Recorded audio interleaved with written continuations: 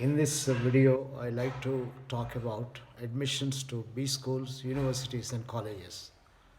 Most of the institutions are lucky to get a large number of students than they have seats available. In such cases, it's customary to resort to entrance examinations. In many cases, entrance exams are aptitude tests. Normally, for example, in B schools, the testing, quantitative methods, and language ability. This is because I think B schools require quite a bit of ability to deal with the numbers, and therefore quantitative methods is tested.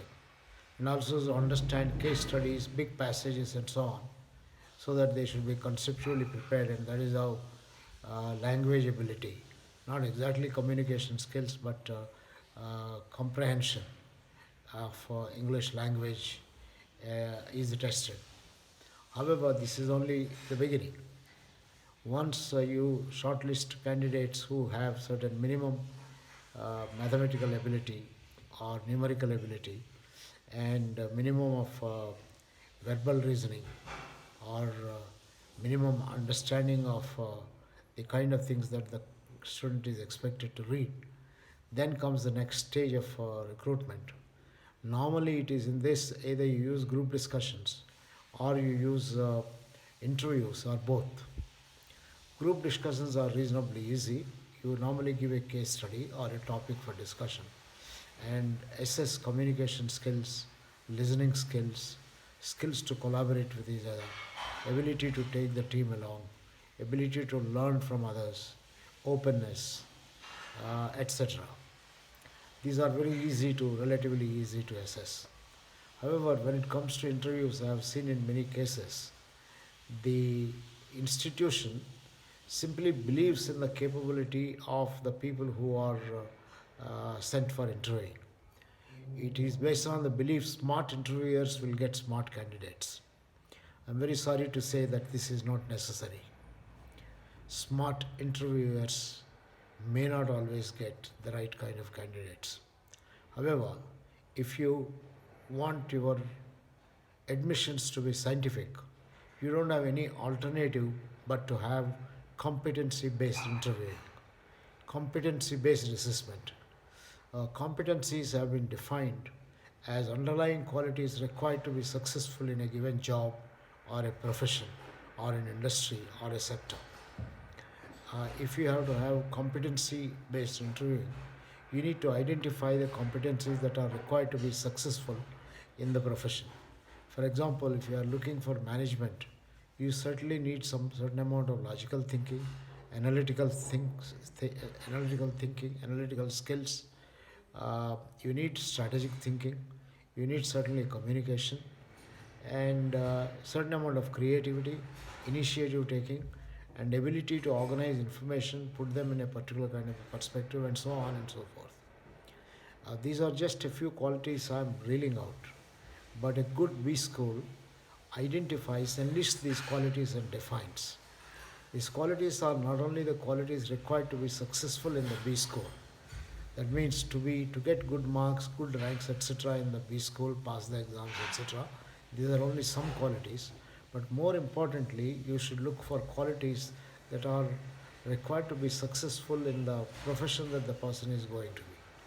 For example, if you have a rural management program, you need to look at those kind of competencies required to perform jobs that are associated with rural management. If the jobs require quite a bit of government jobs, then you probably will need to look at competencies required to successfully perform a number of these government jobs or not-for-profit organizations, NGO jobs, and so on. Similarly, if you are taking candidates for hospital administration, you should look for skills of a good health administrator, hospital administrator, or a banking and finance sector, then you should look for some of these skills. Professions of most of these sectors will give you a list of capabilities that are required.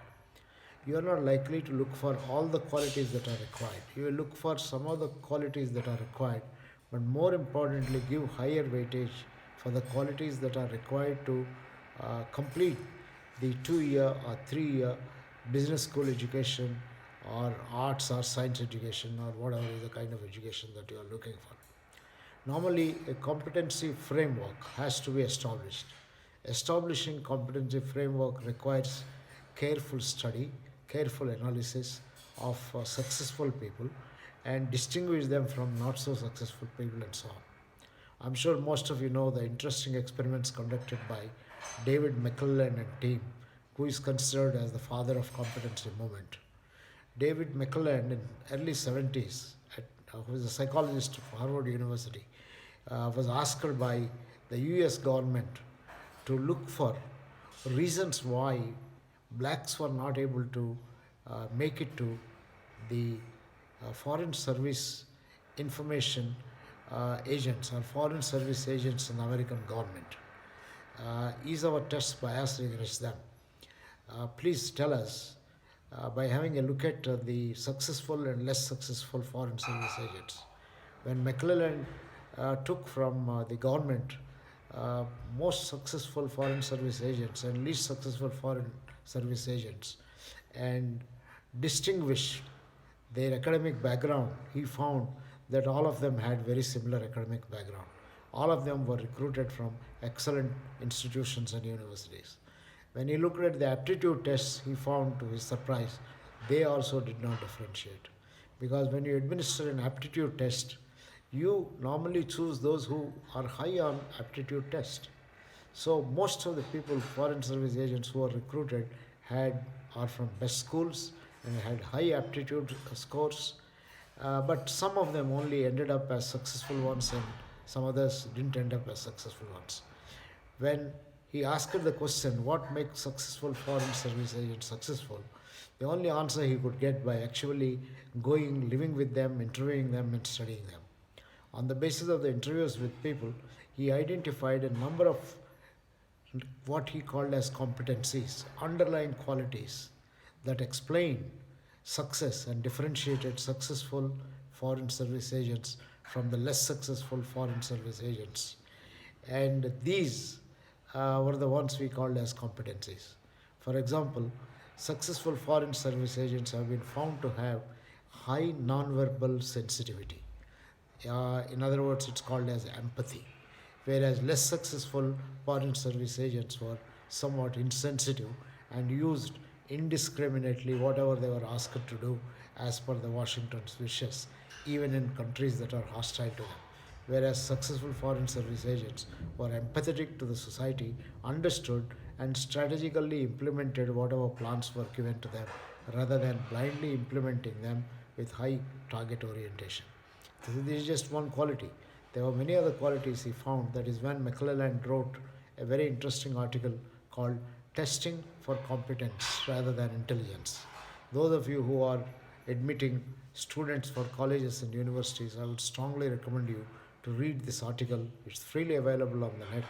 If you put David C. McClellan, Testing for Competence Rather Than Intelligence, you will come across this particular article, which amply demonstrates that competencies go beyond intelligence and aptitude.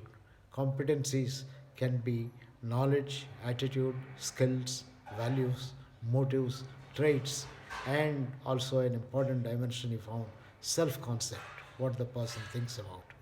And he also came up with a very interesting technique called BEI, Behavior Event Interview.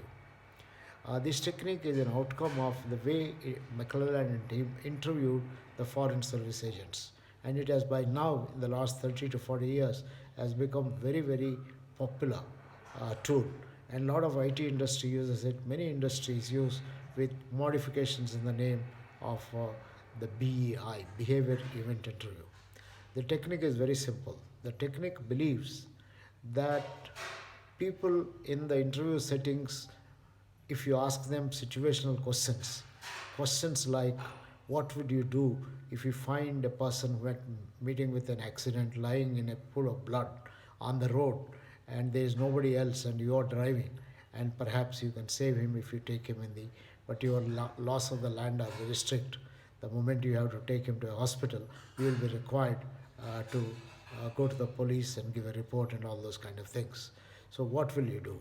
In many cases, it has been found that people are not likely to do what they say in interview they will do.